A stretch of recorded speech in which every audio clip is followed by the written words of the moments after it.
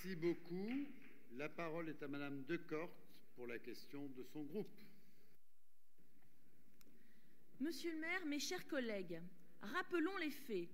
En février dernier, par voie de presse, nous avons appris la mise en demeure publique de Paris Habitat par la Commission nationale informatique et liberté pour atteinte à la vie privée de ses locataires à la suite des plaintes d'associations de locataires. C'est une première en France. En effet, c'est la première fois que la CNIL décide de rendre publique une mise en demeure. Cette mesure totalement inédite a été décidée au regard de l'importance des manquements constatés, du statut de Paris Habitat et du nombre de locataires concernés, puisque c'est plus de 120 000 logements. Cette mesure exceptionnelle permet également à la CNIL d'informer l'ensemble des locataires des droits dont ils disposent et de rappeler aux offices HLM leurs obligations concernant le respect fondamental de la vie privée des locataires. Pour en savoir davantage, nous avions alors posé une question d'actualité par la voix de Jean-François Legaret lors du Conseil de Paris de février sur les suites que vous comptiez donner à cette affaire inquiétante à plusieurs titres. En effet, il était question d'un fichage des locataires de Paris Habitat et de la divulgation de ces données comme alcooliques, violences conjugales, dépression, hôpital psychiatrique, personnes très difficiles à vivre, de tempérament agressif et violent, très procéduriers, séropositifs. Et pourtant, vous avez refusé de vous porter partie civile pour défendre les intérêts de la ville de Paris. Vous avez refusé aussi de saisir l'inspection générale. Nous vous avons alors demandé de faire toute la lumière sur ce dossier. Or, aucune communication a été faite à ce jour au sein de notre Assemblée sur les conclusions de l'audit conformité CNIL réalisé par le cabinet Silex de Béziers que nous pouvons désormais trouver en ligne sur le site internet de Paris Habitat. Si nous prenons acte des conclusions de ce rapport d'audit, il établit des manquements graves. Le rapport met en exergue des négligences, des dysfonctionnements et une organisation interne déficiente à l'origine de véritables atteintes à la vie privée des locataires de Paris Habitat. Monsieur le maire, quelle suite comptez-vous donner à ce rapport d'audit? Quelles dispositions internes à Paris Habitat ont été mises ou vont être mises en place? Une réorganisation des services de Paris Habitat est-elle prévue? Une formation spécifique pour les salariés de Paris Habitat sur les conformités CNIL sur le thème de la vie privée est-elle prévue également? Le rapport d'audit cite la grande méconnaissance des problématiques de protection des données personnelles par les éditeurs de logiciels. Au sein de Paris Habitat, il s'agissait du logiciel ICOS. Mais quid des autres bailleurs? Jean-François Legaret, vous avez interpellé sur ce sujet. Quid de la RIVP? Quid de l'ASGIM? À ce jour, nous n'avons pas eu de réponse. Nous vous avons demandé, monsieur le maire, de réaliser des audits au sein de tous les bailleurs sociaux dépendants de la ville. Enfin, je tiens à vous alerter, et l'ensemble de mon groupe à vous alerter une nouvelle fois sur la dégradation préoccupante du parc social de Paris qui nuit à la qualité de vie des locataires.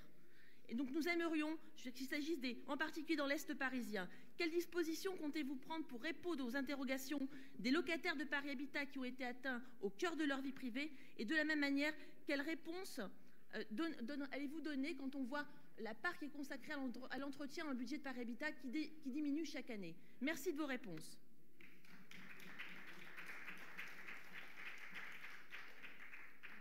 Monsieur Manot. Oui, monsieur le maire. Madame Decorte essaye de rebondir sur quelque chose qui a fait l'actualité, problème sérieux qui a été traité sérieusement par Paris Habitat, et j'en parlerai plus longuement. Néanmoins, Madame Decorte, vous et quelques-uns de vos collègues ont essayé pendant la campagne présidentielle et sans doute dans l'esprit de la campagne législative de distribuer quelques tracts qui allaient assez loin, remettaient en cause y compris le travail de Paris Habitat, avec un succès pour le moins limité, Madame Decorte, quand on regarde le résultat des élections dans le 19e, 18e ou 20e arrondissement. Soit, oui, mais c'est une partie de ma réponse. Non, mais c'est une partie de ma réponse, excusez-moi. Attendez, attendez une seconde. Personne n'a interrompu la question. On n'a pas dit... Non, Madame Decorte, je vous en prie... Pendant que vous parliez, je pensais des choses. Figurez-vous, j'ai rien dit. Alors maintenant, vous écoutez la réponse aussi aimablement. Alors, évidemment, Madame Decorte, vous êtes administratrice de Paris Habitat. Vous êtes administratrice de Paris Habitat et donc vous avez été invitée à 2 reprises lors d'un conseil d'administration de réunion extraordinaire de mise à plat de la problématique posée avec des responsables qui avaient été immédiatement... notamment le cabinet d'audit qui avait été recruté pour faire un premier point de la situation. Deuxièmement, au dernier conseil d'administration où vous étiez présente, un point a été fait également sur le rapport rendu à la CNIL suite au travail effectué nécessaire de mise à plat des procédures. Le rapport d'audit que vous avez et qui est à disposition de l'ensemble des élus sur le site de Paris Habitat démontre bien évidemment un certain nombre de manquements que nous ne contestons pas. Sinon, il n'y aurait pas eu de problématiques posées, même si sur le plan quantitatif, également le rapport d'audit le mentionne et c'est extrêmement limité. Mais un cas est un cas et c'est un cas de trop. C'est pourquoi des décisions ont été prises de suppression des blocs-notes, donc impossibilité pour l'ensemble du personnel de mentionner quelques remarques à titre personnel qu'ils pouvaient avoir par rapport au tel comportement de locataire. Je rappelle simplement que l'ensemble des remarques avaient été faites suite à la déposition des locataires eux-mêmes, pensant utile pour leur dossier de mentionner un certain nombre de situations personnelles, notamment dans le cadre de leur suivi social. Deuxièmement, bien évidemment, le travail a été fait en lien avec la CNIL, qui a souhaité collaborer au travail de mise à plat du dossier avec Paris Habitat. Et ces derniers, d'ailleurs, ont pu remarquer que dans la conception qu'ils avaient d'une application stricte et légitime des textes, il y avait une nécessité d'évolution, notamment par rapport à l'évolution des métiers. Et je pense qu'un travail est en lien actuellement en cours entre la CNIL, l'Union sociale pour l'habitat regroupant l'ensemble des bailleurs sociaux, notamment par rapport au rôle des gardiens qui ont évolué et qui ne sont plus en lien par rapport à une référence d'une convention collective qui ne correspond pas à la mission aujourd'hui des gardiens. Tout ceci est effectivement pris au sérieux. Je crois que, bien sûr, un délégué de la CNIL a été nommé à Paris Habitat pour un contact permanent avec eux pour l'appréciation qu'ils peuvent avoir sur l'ensemble des éléments nécessaires au contrôle permanent des fichiers de la CNIL. En ce qui concerne les autres bailleurs sociaux, si les membres de l'opposition étaient présents au conseil d'administration, ils sauraient, parce que ça a été abordé dans l'ensemble des conseils, que ce soit la RIVP, également la SJM, qu'un contrôle a été effectué dans l'ensemble de ces bailleurs sociaux pour vérifier que l'application stricte, je dis bien stricte, des consignes de la CNIL soit appliquée, chose qui a pu être constatée. Aujourd'hui, voilà où nous en sommes.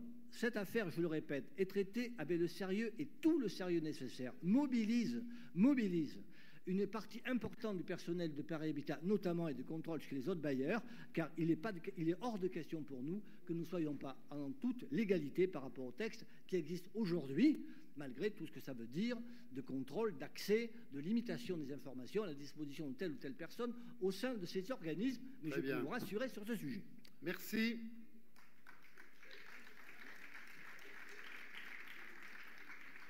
Vous souhaitez ajouter un commentaire, Madame Decorte? Je vous donne la parole. Moi, j'ai été extrêmement choquée. On a d'abord été invité à une réunion d'information. Et moi, je pensais que, vu la gravité de la situation, vu la gravité du sujet, on pouvait avoir véritablement un conseil d'administration. On a eu ensuite un conseil d'administration que Jean Tibéry et moi-même avons demandé en tant qu'administrateur. Il y avait un côté circuler, il n'y a rien à voir. Et surtout, dire que c'est genre de la politique politicienne qui serait à l'origine du fait que la CNIL ait rendu pour la première fois un rapport public. Non, quand vous lisez le rapport de la présidente de la CNIL, c'est au vu de la gravité de la situation. C'est complètement inédit, monsieur le maire, que la CNIL rende ce type de choses publiques. D'autre part, moi je suis aussi extrêmement choquée en tant qu'administrateur de Paris Habitat. Quand j'appelle le directeur de cabinet du directeur général, pas l'ancien, pas Pierre-René Lema, mais le nouveau, jamais on me répond. Quand vous avez un ascenseur qui est en panne depuis 4 mois au 22 boulevard Ney, qui me répond? Quand vous avez des infiltrations, des moisissures, qui répond? Mais non, c'est pas circuler, il n'y a rien à voir. Vous ne donnez pas la même valeur aux habitants et au territoire. Et c'est votre conception de la ville qui m'insupporte.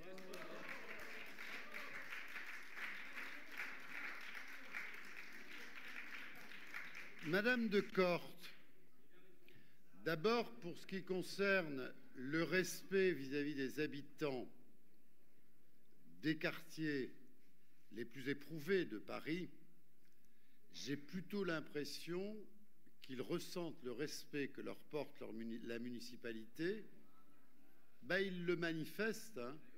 Et Madame Decorte en est une témoin dans des quartiers qu'elle connaît bien, où le respect, la cohésion, le service public, c'est pas... Madame Decorte, je ne vous ai pas interrompu. Pardonnez-moi. Pardonnez-moi, mais Madame de Corte, c'est dommage. Je crois que je connais, que j'ai une petite crédibilité dans ces quartiers. Et vous voyez, Monsieur Destrem, je n'ai pas voulu comparer ma crédibilité avec celle de Madame de Corte, que je respecte et que je connais bien. Je veux vous redire, Madame de Corte, que je vous ai écouté patiemment et que je crois qu'il serait plus convenable que vous m'écoutiez avec la même patience. Deuxièmement, je n'ai pas voulu commenter les mots que vous avez employés et le ton. Libre à vous. Simplement, Paris Habitat, qui s'appelait avant Opaque, a une histoire. Et quand vous dites gravité, Madame de Corte, restons tous modestes et ayons un peu de mémoire. Sur le sujet en question, d'abord la CNIL. J'ai quand même l'impression que la CNIL est assez apaisée par les éléments de réponse qu'elle peut constater elle-même. Et au-delà de l'emballement d'aujourd'hui, j'espère que vous aurez la même exigence quand le rapport final existera. Deuxièmement, s'il y a eu un certain nombre d'erreurs, le moins qu'on puisse dire, c'est que j'ai été hyper réactif, net, pour l'ensemble des organismes de logement social et que les choses sont tenues. Et tenues d'un point de vue légal et moral sérieux. Jean-Yves Manot m'a aidé évidemment à mettre en œuvre ces principes. Donc vous savez bien qu'il n'y a pas d'inquiétude à avoir.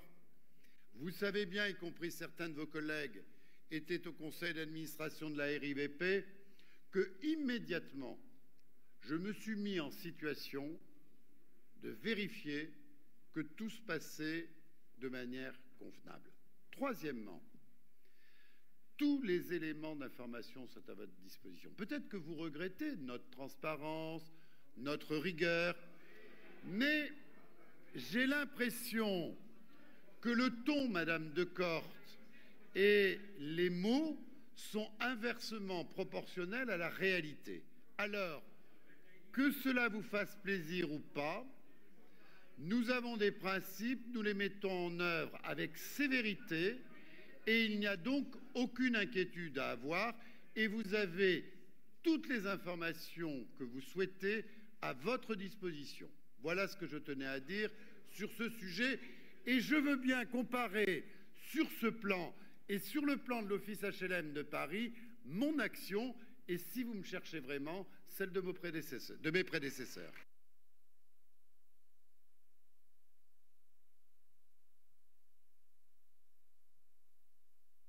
Nous passons au Conseil général.